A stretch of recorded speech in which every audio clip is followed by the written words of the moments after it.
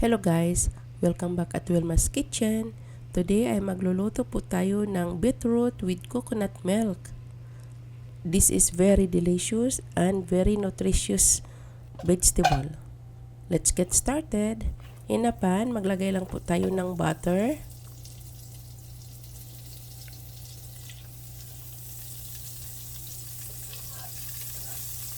Then, once ma-melt, lagyan natin ng garlic.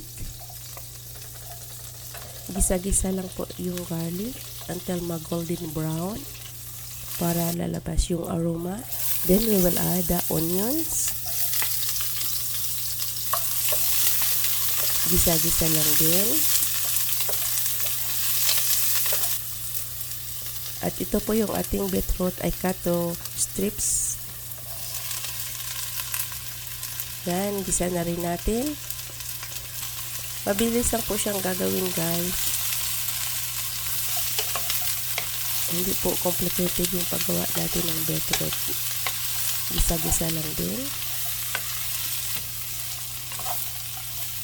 Now once ma-caramelize na yung ating onion and garlic, mabango na po siya. Lagyan na natin ng water. Mga 1 cups or 2 cups of water guys. Tapos ganyan lang guys, i-mix well lang natin. Tapos maglagay tayo ng isang vegetable cubes. Yung ginamit ko po dito is vegetables. Pwede rin gusto nyo ng chicken or beef cubes, pwede rin. Pero ang ginamit ko dito is vegetable. Tapos we will season with salt and pepper.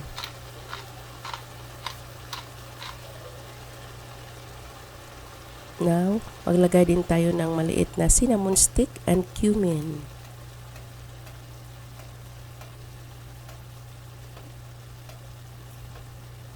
Then, 1 teaspoon of mustard powder. Then, mix lang, halo-halo.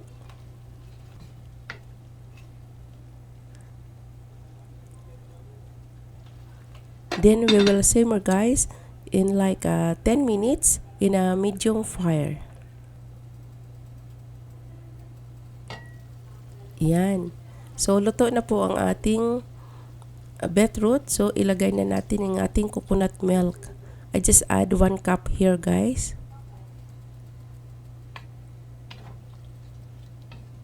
Dapat guys luto na yung beetroot mo saka mo ilagay yung coconut milk mo. Then in low fire, we will simmer this for like 3 minutes lang guys. Low fire lang po para yung ating coconut milk ay hindi po matuyo. Ayan. Now it's ready guys. Look delicious na ang ating beetroot. Tikman natin kung tama lang po yung salt. Really guys, malinamnam siya. Yan, luto na po. Mag-plating na po tayo. Ganyan lang po. Look yung ating very colorful yung ating beetroot guys. Ganyan lang po kadaling lutuin ang beetroot. Yan, done and dusted. Thank you for watching at Wilmas Kitchen. Yum, yum, yum.